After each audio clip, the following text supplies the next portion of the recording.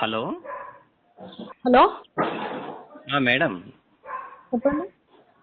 నేను విలేకరిని మాట్లాడుతున్నాను madam. Okay. మీది ఒక చిన్న సలహా మేడం. ఏంటి చెప్పండి. ఆ, ఒక సబ్జెక్ట్ పైన మీతో మాట్లాడాలి మేడం. సబ్జెక్ట్ ఏంటి? ఇప్పుడు ఈ చాలా మందిలో ఇప్పుడు కుల వ్యవస్థ అనేది కొంచెము నాటుకుపోయింది కదా. ఓకే. ఆ సబ్జెక్ట్ పై మాట్లాడాలి. మీరు కొంచెం డౌట్ క్లియర్ చేస్తారా మేడం? సరే అడగండి. ఆ, ఓకే మేడం. మేడం మీది ఏ కులం మేడం? ఏ వయసులో? అంటే వయసును బట్టి కులం ఉంటుందా మేడం? ఉంటుంది. బాల్యంలో బాలకులం, యవ్వనంలో యువకులం, వృద్ధాప్యంలో పాండీకులం, రాలిపోయే వయసులో ఎండుటాకులం. మేడం అది కాదండి, మామూలుగా మీది ఏ కులం? ఎవరు లేకుంటే ఏకాకులం, ప్రేమలో ఉన్నప్పుడు ప్రేమికులం, పెళ్ళయ్యాక సంసారికులం, కానప్పుడు బ్రహ్మచారికులం.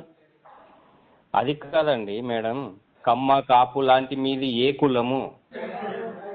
ధనముంటే ధనికులం, లేకుంటే బీదకులం, దేవుణ్ణి నమ్ముతే ఆస్తికులం, నమ్ముకుంటే నాస్తికులం.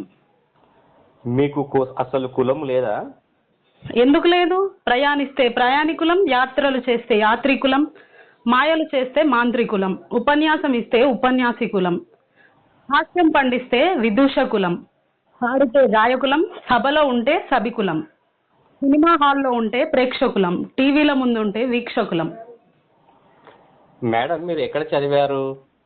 చదివింది గురుకులం, అభ్యసించేది అభ్యాసకులం, బోధిస్తే బోధకులం, వృత్తిరీత్యా అధ్యాపకులం, పత్రికల పాఠకులం, నేర్పించే శిక్షకులం. అసలు మీరు ఎవరండి ఇలా చంపుతున్నారు? నాగరికత నేర్పిన నాగరికులం, నాయకులమని నమ్మే అమాయకులం, మూఢత్వం పోని మూర్ఖులం. మేడం అసలు మీ వయసు ఎంత ఉంటుంది మేడం? కొందరికి పూర్వీకులం, మరికొందరికి సమాకులం, ప్రస్తుతం వర్తమాకులం. అసలు మీది ఏ దేశం? భారత జాతి వంశీకులం, భావి భారత రథసారకులం.